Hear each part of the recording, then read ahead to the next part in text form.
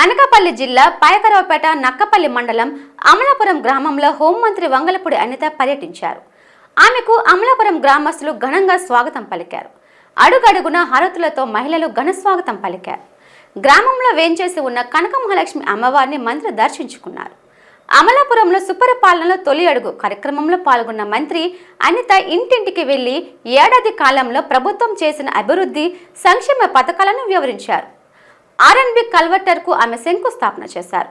గ్రామస్తులతో ముఖాముఖిలో పాల్గొన్న మంత్రి ప్రజల యోగక్షేమాలు అడిగి తెలుసుకున్నారు.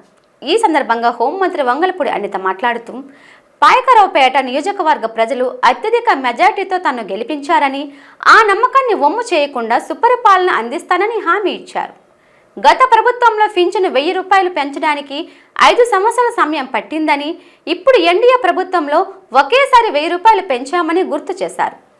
ఎంతమంది పిల్లలు ఉన్నా తల్లికి వందనం ఇచ్చామని, ఇప్పటికే 2 గ్యాస్ సిలిండర్లు కూడా అందించామని స్పష్టం చేశారు. మీకు ఏమైనా కష్టం వస్తే వినడానికి మేము సిద్ధంగా ఉన్నాం. ఆ కష్టం ఇమీడియట్ గా తీర్చడానికి కూడా ఈ రోజు గవర్నమెంట్ సిద్ధంగా ఉంది.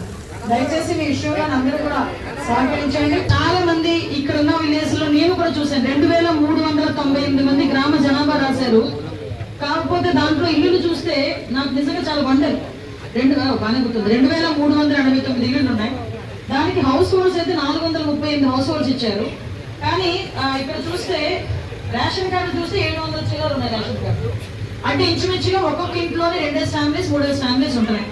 అందువల్ల ఇల్లుల సంఖ్య తక్కువ ఉంది, జనాభా ఎక్కువ ఉంది ఇక్కడ కదా. సో నేను మీరు చెప్పడమే కాదు, నాకు సాక్షాత్తు నాకు రిపోర్ట్ ఇచ్చారు. డెఫినెట్గా నేను వెళ్ళిన తర్వాత ఒక ఇంట్లోకి వెళ్ళాను. నిజంగా చాలా బాధాకరమైన సిచ్యువేషన్ అది. 4 కూతుర్లు 2 కొడుకులు, ఒక ఇల్లు కూడా కట్టుకునే స్తోమత కూడా లేదు ఆ తల్లికి. కనీసం లోపలికి వెళ్ళిన పాకలోకి వెళ్ళి నేను చూస్తే ఇంత గొట్టులు జస్ట్ ఇంత గొట్టులా వేసుకుని ఒక కొడుకు అందులో ఒక కొడుకు ఇందులోనే కాపురం ఉండే పరిస్థితి. కొన్ని ఇల్లు కూడా నేను ఈరోజు చూడటం జరిగింది. డెఫినెట్ గా అమ్మ గౌరవ ముఖ్యమంత్రి గారు, ఉప ముఖ్యమంత్రి గారు ఒకటే ఆదేశాలు ఇచ్చారు. ఇల్లు లేని వాళ్ళందరికీ కూడా గ్రామీణ ప్రాంతాల్లో అయితే 3 సెంట్ల స్థలం ఇచ్చి ఇల్లుని కట్టించే బాధ్యత కూడా మేము తీసుకుంటాం. ఎవరికైతే ఇల్లు లేదో వాళ్ళందరూ కూడా రిస్టోర్ చేయమని నేను చెప్పాం. ఎవరెవరికైతే హౌసింగ్ లేదు వాళ్ళు ఎవరు ఉన్నారో చూడమని చెప్పాం.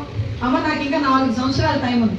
4 సంవత్సరాల్లోనే ప్రశాంతంగా మీకు చేయాల్సిన పనులన్నీ చేసి అప్పుడు ధైర్యంగా మీ దగ్గరకు వచ్చి ఓటు అడగకపోయినా కూడా మా అనితమ్మ ఓటు అయ్యాలనుకునేటట్టుగా నేను చేసుకుంటాను. దానికి మీరందరూ సహకరించండి చాలు. ఇంకోటి, ఇక రైతులకి కొంతమంది సమస్యలు ఉన్నాయి, కొంతమంది రెచ్చగొడుతున్నారు. దయచేసి ఒకటే చెప్తున్నా, ఇక్కడ ఏ రైతుకి కూడా అన్యాయం జరిగే పరిస్థితి రానివ్వను. అది నా మాట.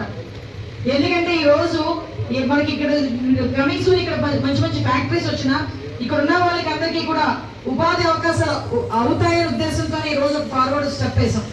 దానికి ఫస్ట్ ఫేజ్ లో మన విలేజ్ లో చాలా మంది కొంచెం రోడ్డు మన డబ్బులు ఇచ్చారు, చాలా మంది డబ్బులు కూడా పడినాయి. ఇంకా కొన్ని ప్లేసులు ఉన్నాయి వాటికి ఇంకా డబ్బులు పడలేదని నాయకులు కూడా నా దగ్గరికి వచ్చి మొన్నే మాట్లాడారు చాలా మంది. డెఫినెట్ గా గవర్నమెంట్ తో మాట్లాడతా, లబ్ధిదారులు ఎవరైతే ఉన్నారో వాళ్ళందరికీ కూడా అమౌంట్ ఇచ్చే బాధ్యత నేను తీసుకుంటా.